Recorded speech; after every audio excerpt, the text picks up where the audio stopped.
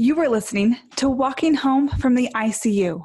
We will be exploring how to save and preserve lives in the ICU. All opinions and views shared are unaffiliated with any organization.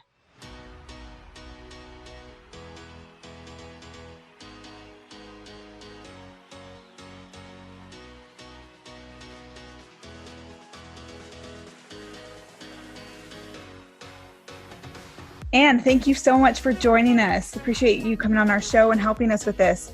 Can you tell us a little about you and your ICU journey? Sure. Well, I ended up spending 76 nights in the hospital. 34 of those were in ICU. I have a condition it's a chronic illness called myasthenia gravis. And what that means is that I end up with severe muscle weakness. And part of MG, which is the short name for myasthenia gravis, is you can have what's called a crisis, where you go into respiratory failure. And in the fall of 2017, I ended up going into respiratory failure, and that's how I landed in intensive care on a ventilator. Wow. And what was that like for you? Well, so I kind of knew, like, my neurologist had warned me that ending up on a ventilator was a possibility with MG. And so when I was starting to get some severe weakness, luckily I was in emergency when I went into respiratory failure. So I knew to expect that I would be going on a ventilator. And I've always just kind of thought of being on a ventilator as some equipment that helps you breathe. I never really thought of it as life support until after I'd gotten out of the hospital, and a friend of the family, sort of gave their feeling on how they would react if they ever had to go on a ventilator. But for me, I just, I knew that it was part of this chronic illness, and that if I went into respiratory failure because I was, my muscles got so weak that I couldn't breathe on my own, that, I guess I knew it was a possibility. And, when I woke up in ICU, I was restrained. But I wasn't, and I did have some medication to sedate me. But I certainly, I did wake up. And it didn't take very long for my nurse to take the restraints off, because I think he knew that I was at very low risk of pulling out the tube. Is that because of your weakness or because you were so awake and appropriate? I think, so I could move my arms, because I remember like waking up, and of course I was kind of looking around at first and trying to, piece together what had happened. And I remember vividly being down on a merge and telling my husband that I needed help, that I kind of couldn't breathe anymore, and, a whole team coming in, and, I was, knocked out to put the tube in, and then basically woke up, a few hours later. So it took me like a few minutes just to kind of piece things together that I was able, even though I was restrained, I could still move my hands around. Like, I realized, oh geez, like my underwear are gone. Like, what's happened here? Just kind of figuring it out. And then it was like, oh wait, yeah, that's right. I went into respiratory failure, and kind of just from there, it was like, oh, okay. But I mean, it's different to be on a ventilator. I mean, you can't talk. Personally, I drooled a lot. So what I've mentioned to a few people is that I really felt like a Saint Bernard dog with all the drool. But I always thought of it as something to help me breathe if I needed that. And it's I did get and I had my phone the whole time. I actually managed to send a text message to my boss at the time saying I'm in ICU. Oh, wow. So I was fairly with it, even though I may have been, I did have some medication to kind of take the edge off. Did you try, were you panicked? Did you try to pull your tube out? No, I never I never ever tried to pull the tube out. And again, it was because I was aware enough that I knew that I needed that to help me breathe. Yeah. And I see that a lot with my patients. I personally feel like it is safer to have people with clear minds and be awake and understand their situation to protect the tube. I think we go to this other extreme where we feel like people have to be completely knocked out, not move a muscle in order to keep the tube in. But I see people react the same way you do, where at first they're like, where am I? What is going on? And then once they remember what they were told, half an hour, a few hours ago, then they're pretty okay. Was the tube uncomfortable? Did it make you panic? Well, so initially, I was on fentanyl, a very low amount of fentanyl. And so I was just very, I felt very aware, and it was like I was feeling, very cozy, like I was wrapped up in a big blanket with a nice cup of hot chocolate. And so I didn't feel any discomfort at that point from the tube. Good. Now, and my journey through the hospital was a little bit different because I started in ICU. I went to a step down unit. I ended up on a neurology ward because MG is a neurological disease. And then ended up having trouble clearing my secretion, so my cough wasn't strong enough, and landed back up in ICU a second time, and that's part of the 34 nights. So I think it was something like 13 nights at first, a couple of other spots, and then back to ICU for another 21 days. On the ventilator again? Pardon? On the ventilator again? On and off the ventilator. I was actually ventilated 4 times. We kind of overdid it one night with the cough assist because we're really just trying to get my lungs cleared. Yeah. And actually, so this is probably fairly unusual, but and by that fourth time, I wasn't on any fentanyl anymore. I was managing the discomfort with Tylenol. And the fourth time, I was actually awake when we put the tube in. So we just did and I was like, okay, like we gotta, I gotta go back on the vent again, basically. And so we just did local freezing for the 4th time. So I was wide awake, and we just, that little spray freezing that you guys use. So we did that, and I went on the ventilator the 4th time, and I was wide awake for it. And you were okay with that? Yeah, I was absolutely fine with it. It was just a matter of staying calm, like trying to, staying calm. Like I knew I needed to do that. And then like after that, like I made the decision to get to be trached. And, we had really held off on me doing that procedure just because more of the scar tissue. And I have to say, like the respiratory therapists that have been, helping me out on this journey, they were really terrific about providing some information about, what it was going to be like to be trached and that kind of thing. So anyway, I decided that I wanted to do the trach because at that point, for going on and off the vent, like it just felt like a step back, and I just wanted to be able to move forward and build my strength up. Because again, for me, this was a muscle weakness issue. Yeah. And so anyway, I did the trach, and I wanted to mention that being trached is actually a little bit more comfortable than being on the tube because you don't have all that gear up around your face. Everything's down around your neck. Yeah, and every time you woke up and you were intubated or while you were being intubated, what was that like? Was it just, okay, here I am again, and you knew you had a clear mind the whole hospitalization? Yeah, I would say I had a clear mind the whole hospitalization. For example, and I had my phone with me the whole time. Even right from the first day that I was hospitalized. So I have a teenage daughter, and I didn't want her to see me on the ventilator because I just thought that would be a bit too traumatic. But I managed to text her anywhere from 1 to 3 times a day. So I even had a sense of the time of day.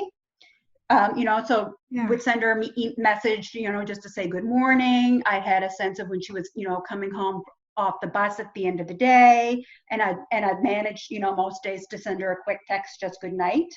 And that was like with very bad vision because again with myasthenia gravis, it's like you can end up with really bad double vision. Oh, And yeah. I also had my eyelids were drooped, so I had ptosis of basically both. Both my eyes were pretty droopy, but I still managed to hold that phone up to one eye and get some texting out so that I could keep in contact with my daughter. And again, it was more, because she was younger and I didn't want her at that point to see me on event, but I wanted to keep in contact with her so that she knew I was okay and that I wanted to know, how her day was going. And what did that mean to her and to you to have that contact while you? Oh, well, well, for her, I'm sure it was probably pretty important, to know that she was actually hearing from me. I mean, it was still a bit overwhelming with the fact that I was, all of a sudden in the hospital, and she was just starting high school. So she had moved to a brand new high school or a brand new school, starting high school. So that was a bit of a wild ride, I guess, for her. But for me to be able to send her a message and to text, that it really meant the world to me. And actually, there was one day I had a nurse at my feet, and I had another person. I was doing plasmapheresis. I'm pretty sure that's the right name. Uh-huh. So we were doing plasmapheresis, and I was in the middle of sending my daughter a text, and the nurse was asking me a question and I wasn't kind of answering quick enough because for me I was just so desperate and anxious and wanting to make sure that I was in contact with my daughter. That was like my number one priority. That we had um, let's just say that perhaps the nurse wasn't very happy that I was focused on texting and kind of referred to me as being a teenager. But at that point, like, I was just so desperate to stay in contact with her. I mean, it was I was just kind of trapped in my own body, and I was on a feeding tube, I was on a ventilator, I was pretty much on every piece of equipment that you could hook somebody up to. I was in the middle of doing plasmapheresis, but I was still able to message with her, and for me that was just so important. Wow. And you spent so long in the hospital, and if you had been sedated most of that time, you would have been so confused and you wouldn't have been able to even interact with people at the bedside. So knowing that you could have had such a different experience and course in your hospitalization, what does it mean to you to know that you were cared for by a team that started you on light sedation and then took it off, and you had a clear brain? What does that, in retrospectively, mean to you? Oh, I think it's just absolutely amazing.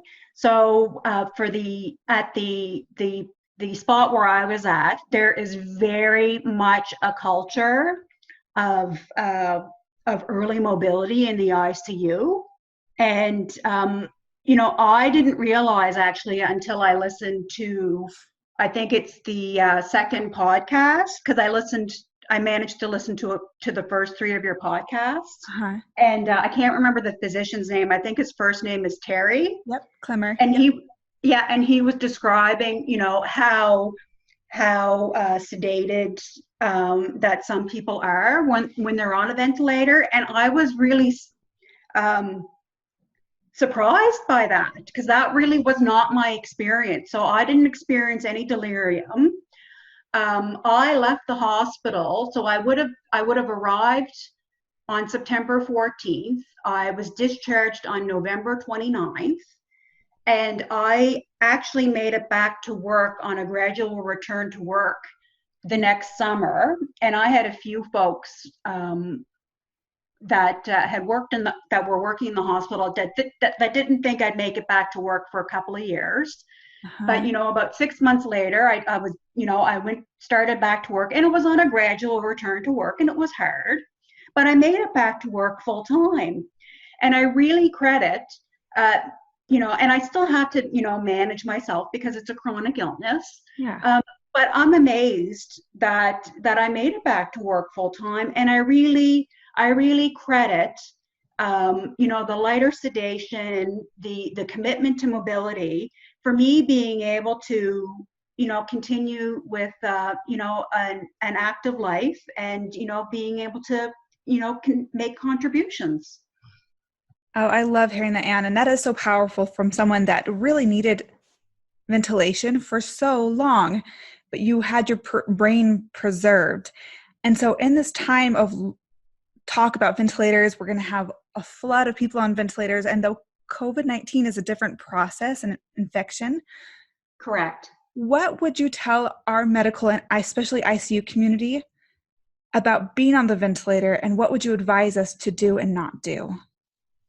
Well, so and I mean, every person's different, and I think it's really important for there to be, patient-centered care. Mm-hmm. But, really, starting out, with, in terms of, medications, maybe start lower and then work up if you need to, as opposed to, and using lay terms here, like really knocking somebody out and then maybe lowering. So I think the less medication, the better, and making sure that. And so my understanding is that a lot of people are going to be in ICU by themselves. If the person can have some way, and again, I'm talking, I have a cell phone. So if the person can have a cell phone and a charger so that they can communicate with their loved ones, I mean, that really means a lot. The other really great thing that I found helpful in terms of, being awake is, I listen to a lot of music. And I also did practice some meditation. There's an app called Calm that I spent a lot of time listening to that. And just trying to stay calm and be with it, and just do what I needed to do to recover well enough to be able to go finish my recovery at home. Oh, I love it. Yeah, and the other thing I want to mention too, so and again, this comes down to everybody's different, but I have my vision, I have 10 fingers, 10 toes. And I have my hearing. So those are things I don't want to assume, not everybody has that. But one of the things I would suggest too, and this is like a small thing, that if someone is awake and they are well enough to be on their phone or iPad or something to communicate with loved ones, and if they have to have a SATS monitor, so that little thing that people normally put on their finger, if that can go in a big toe to free up people's two hands, that's really helpful. Oh, I love it. No, totally true. That's one of those small things, but I just remember like it sort of coming up in conversation. I was like, I would write notes, or I would try to get the monitor down on my big toe myself, just because I really wanted to keep my hands free so that I could message with people. And a SAT probe is really essential for safety and monitoring, but we need to see that being able to text and have your hands free, having something free while you're stuck in a bed, is just as important to the patient. So thank you for that perspective. Your insight is so powerful, and I hope that we can provide the same kind of care that you received to these COVID patients so that they can have similar, if not even better outcomes. Thank you so much, Anne. You're welcome. If you want to join in on the conversation, leave a voicemail at 801-784-0472 or